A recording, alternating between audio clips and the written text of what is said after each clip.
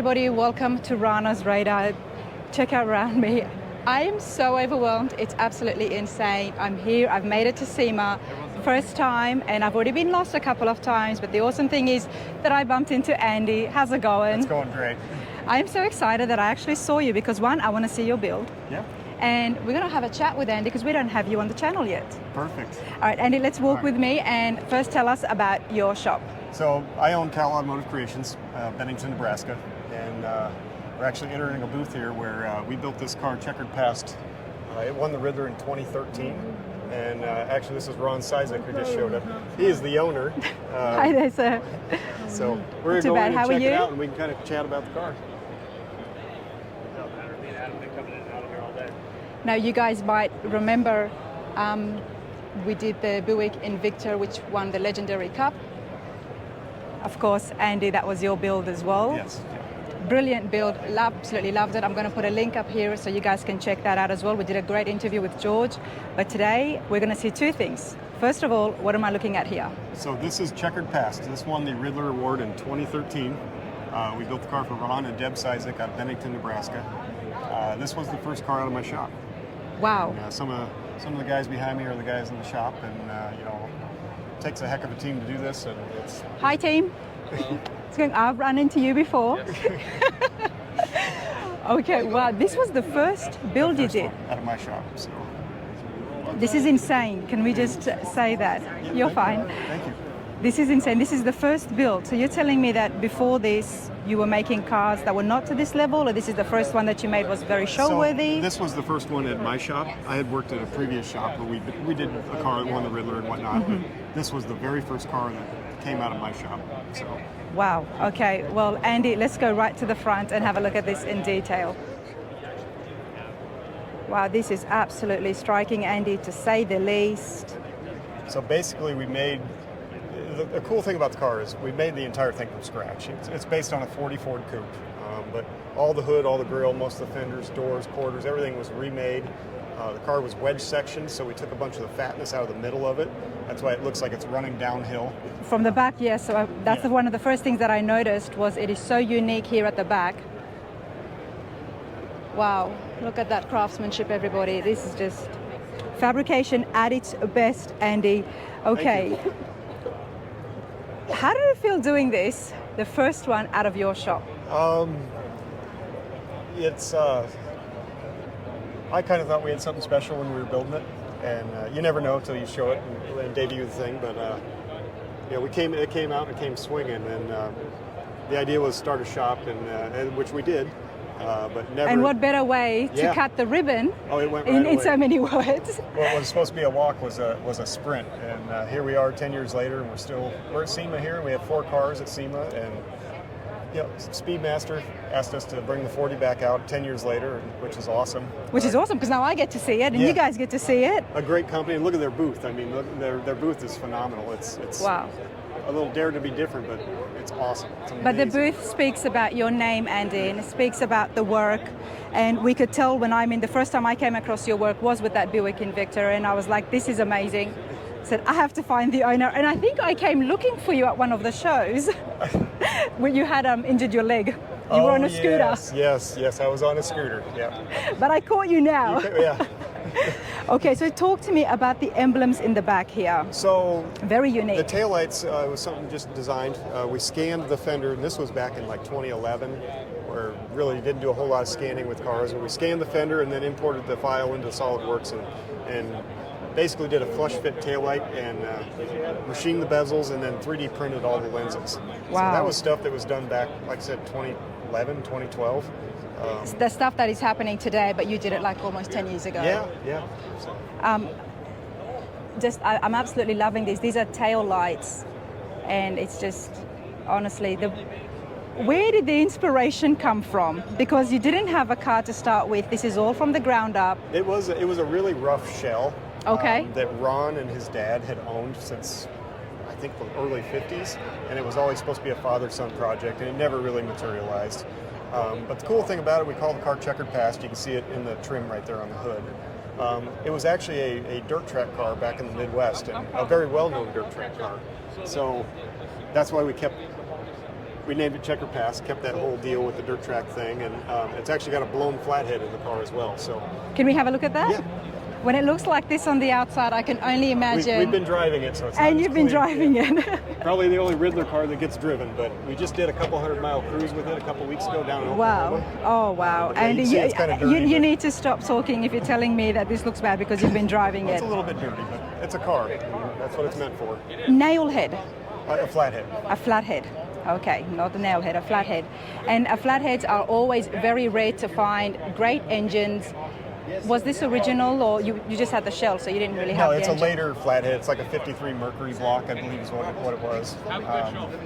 But like I said, it won the Riddler Award, and we had it down in Oklahoma at the Gathering of the Rock a couple weeks ago, and we did about 150 miles on it, and that's pretty unheard of for a Riddler car to do a Yes. reliability run like that. So They go and sit on mantelpieces, you know Yes, that? yes.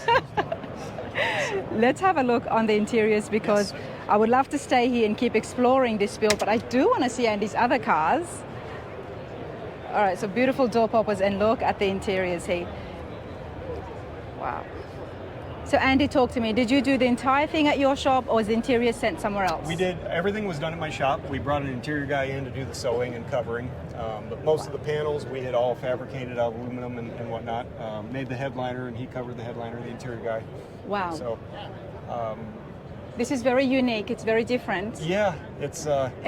We came up with the color. I had a shop dog back then.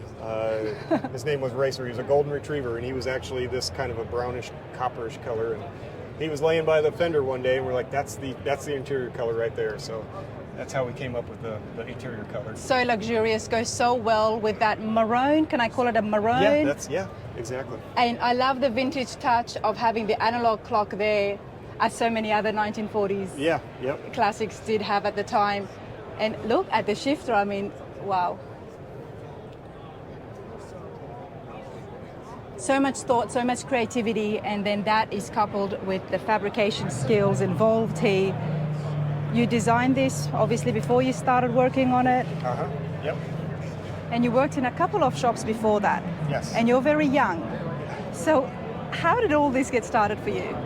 My dad got me into cars when I was 14. I bought my first car with him, and it just, the passion started right there, and it's never left. And it's all I ever want to do. And I got about 12 guys, and I got the world's best team. They're the most talented group of guys ever. So Wow. And it speaks of it, honestly. It's love the way everything you look at, it's so different. The windshield. yes, so that's we remade all the flanges for the windshield, so we could do the flush fit glass. And again, that was 10, 11, 12 years ago. We did all that. The car has stood the test of time. That's what we like to do in my shop, is build timeless stuff. I'm not into the real flashy stuff. This is definitely timeless. You think it's a two-piece windshield, and I don't know if it is or not, but what I do love is the fact that it continues on with just a little bit of the hood. Is there a Yeah, there's a little there is, peak isn't there it? too. That's Yep. what I thought.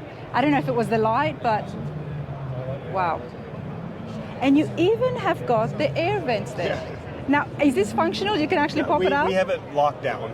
But Okay. That's a lot of people get rid of those, and there's certain elements of a car that you just keep. Exactly, especially when it comes to a classic. So, right.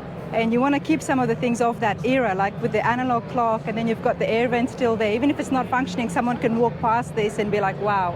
And it takes them back to 1940. Right. Loving the wheels. We got to check out the wheels. I love rims. Custom, of course. Oh, yes. Wow. It goes so well with the interiors and that center console that you've got going on. Uh-huh. Wow. This is brilliant. Andy, Well, thank you. walk me over. Where do you want to take me next? Because we are walking to... Let me shut the hood real quick. Yep. No. We're going to check out Andy's cars, and then we're going to walk over to the top 40 finalists, which is going to be announced pretty soon. So we do have to go over there as well, but I want to see what else Andy has got. You know, every now and then there's a car that doesn't leave me, and the Buick Invicta was one that has never left me. Yes. After you, sir. Oh, we're good. All right, everybody, I'm back here with Andy. First of all, congratulations. Thank you. Buick Invicta, I know it, I'm not surprised. Top 40, and I'm expecting it to rate in the top 12. Well, thank you. And I think there's a lot of hope for that because it's a brilliant build. But not only that, we have another beautiful build behind us. Andy, talk to me, what have we got here? So this is a 1968 Jeep Super Wagoneer we built for Travis Lindemann out of Omaha, Nebraska. The idea was just build a timeless 4x4 Jeep Wagoneer. Travis, wow. Instead of buying an Escalade or something, Travis wanted a Wagoneer to drive as a daily driver, and he will be driving this as a daily driver. This is going to be a daily driver. All right, everybody, first of all, looking into the interiors here, it's not what you would imagine for a Jeep Wagoneer to be. I mean, when I think of a Jeep Wagoneer, it's more like, all right, get in the car, throw the bags in. It's one of... See it all at SEMA, don't you? Yes, you do. It's interesting. Like, SEMA's a very busy place. I'm sorry that our interview got disrupted. We got on camera. We can laugh about that. The doors get opened and hands go inside. These beautiful builds, and it's just these cars. There's so much work involved and so much respect that I think needs to be given as well. But unfortunately, at SEMA, because it is so crowded, and even though you do have a great booth here, it's very accessible. Right. Andy, how do you feel about that? Because for some reason, I just felt like your heart might have dropped a bit. We've been doing this long enough that it seems to happen every year, and it takes you by surprise, but whatever. It's okay. It's a Wagoneer. It's a real car, and it is Travis a real car. Use it, so and Travis is going to have this as his daily. But let's start. We're going to start in the middle this time. Inside here on the dash. Andy, talk to me. It's very custom. So it's basically, we'll start with the Super Wagoneer. They actually had bucket seats and a center console. So we kept all that. I mean, a lot of that's been remade, but we wanted that Super Wagoneer vibe. For the dash, we machined AC vents in the center and then over here on the passenger side to balance the dash out. Excuse me. Wow. So other than just tidying up the dash and machining some of that, the steel dash itself is fairly stock. And now I'm going to touch as well. Yep. Is that a speaker? Yes, there is a speaker back there. That is a beautiful speaker. Oh, thank you. It's the gauge cluster. We machined the face of it, and then the Dakota Digital did the rest of the work. They made a one-off gauge. Wow. Again, we wanted that Super Wagoneer vibe. So the cluster looks factory, other than the little picture window that gives you all the vitals and like a digital readout there that you only see when the truck is fired up. Obviously, we have tilt in it. Redid a steering wheel for it. On the interior, again, the Super Wagoneers just had a little more trim on them. We just wanted to keep that vibe. If you lose that, you kind of lose the soul of the whole truck. So we kept that. I love the way you've done it because it looks so custom. It looks very, very custom, yet to some degree, it's actually not. Right. Yeah. Kind of a mix of both there, if you will. The cushion on the center console is something that we never actually found a real one. This was a Super Wagoneer, and it did not have that little armrest thing, but we did find pictures of a lot of the Super Wagoneers did have that, so we remade one. Basically that, other than bringing the paneling inside that is on the outside. There's a lot of fine details involved in this center console. Yes, there is. I'm sorry to interrupt, but no, go ahead. The machine work here it's brilliant. Thank you. It's absolutely brilliant. The pattern you've got here as well, it's wow. I had to point that out. It was really catching my eye. And you know why it caught my eye? Because let's have a look at the trim outside here. Yes. So the Super Wagoneer had the 3 different stages of trim. That is all machined aluminum. We remade all that, machined it. The paneling itself, the factory Super Wagoneer paneling was kind of used and abused and was not salvageable. So this is actually paneling off of a 58 Plymouth Fury. And we found it. It comes out of Egypt. And then we went back and tinted it kind of this brownish gold color that we really feel makes the truck pop. And it's so shiny on the inside. Is that just because of the way the chrome is reflecting light from off it? I think so. Yeah, okay. I think so. There's nothing extra added to the... No. Oh, wow. It's such a difference when you put those two elements in together. Wow, okay. It sits on a Roadster Shop 4x4 chassis, long travel. It's basically like a trophy truck chassis, and if you can get a picture of video of it, it's really, really impressive suspension setup. It is really impressive. And what about the right in the middle here? You've got the square cover. That is a skid plate for the transfer case. That is just protecting the Atlas transfer case. Okay. Now, in regards to the height compared to the Wagoneers, have you done any customizations there? As far as how high it sits? Yes. It definitely... I noticed the coilovers were there. Yeah, it's definitely raised up quite a bit. It's raised up. I don't have an exact measurement there for you, but went with vintage-looking tires. We actually sanded all the knobs off the face of the tires just so we could get that vintage look. They're 18s. Forgeline did the one-off wheels for us. We could use the factory dog dish caps on it. Let's go around to the back, and then we'll finish up at the front and look under the hood at the power plant. Love this. Somebody's messing with it again. Yeah, this is actually machined, the handle itself. Wow. All the bumpers were tucked and fitted and fine-tuned, but yet we wanted to keep the factory look with the bumper bolts and stuff like that, so everything's just cleaned up. Super Wagoneer. Super Wagoneer, yep. Now, is this again built from the ground up, or is it a restoration? This was a ground-up build. Wow. But again, we found the nicest low-mile Super Wagoneer we could possibly find. I didn't think it had like 20,000 original miles on it or something. Okay. It came somewhere out of New York, and it was sat in a building for about 10, 20 years, something like that. So. But it was inside a building. But it was inside the building. Which made your life just a tad super easy. Solid. Yep. Loving the color here. Now it's a very different color, and it's like the Buick, Andy. I'm gonna say this, okay? Because, you know, on paper you would think green, but it's a very, very different type of green. It's a green that I've never seen before on a car. It's not a lime green. It's not a bright green. It's very different. And again, this is not your ordinary blue. Right.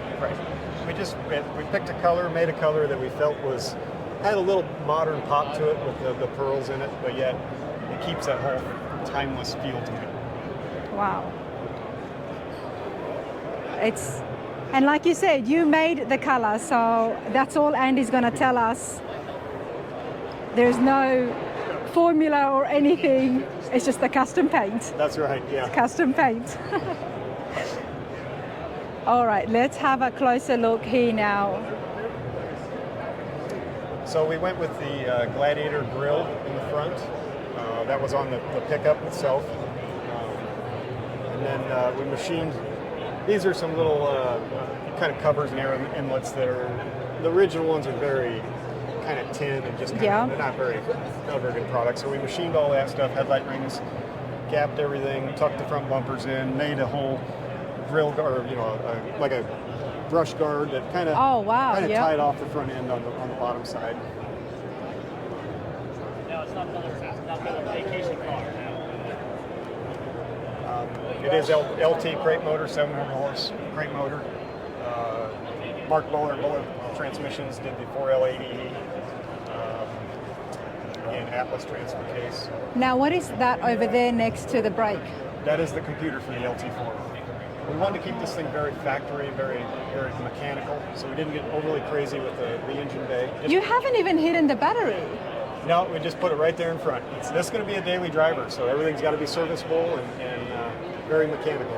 Yet it looks like this on the outside and even on the inside here. Yet while still everything is showing, the firewall is still very clean, and the fenders here it's still looking very beautiful. And you can't do that easily when you're showing everything. It's a lot of work, but sometimes it's the thing when you build these cars, we all tend to hide everything, but a car needs a battery, and if you're going to use it as a daily driver, it needs to be accessible. It needs to be accessible. So that was the whole goal around this truck, is keep it very serviceable. Now, tell me about the owner. How much input did he have on what he wanted, or did he just leave everything up to you? He wanted it on the 4x4 chassis, like it is, and past that, we just kind of threw ideas as we were going, and he let us run with it. I'm glad he did. Wow. Advanced Plating did all the chrome plating. World's finest chrome there. Wow, absolutely brilliant. Another beautiful build by Andy Leach, Cal Automotives, everybody. Love the custom paint, love the colors that you come up with. Now, you've said you've got a few cars here. What else have you got? I also have a 67 Corvette Roadster that we built. We finished it about 2 months ago. It's in the Speedway Motors booth. Okay. Hopefully I'll be able to make my way there, and if not, I'll try and get some pictures to put it here as well. Sure. And that's 3. What's the 4th one? Let's see, we've seen Checkered Past, we've seen the Oh, Buick, no, that's 4. Okay, and Checkered then Past. the Wagoneer and the Corvette. So yeah. There you go. Love it. Absolutely love it. Hey, I appreciate this so much. Thank you. Thank you.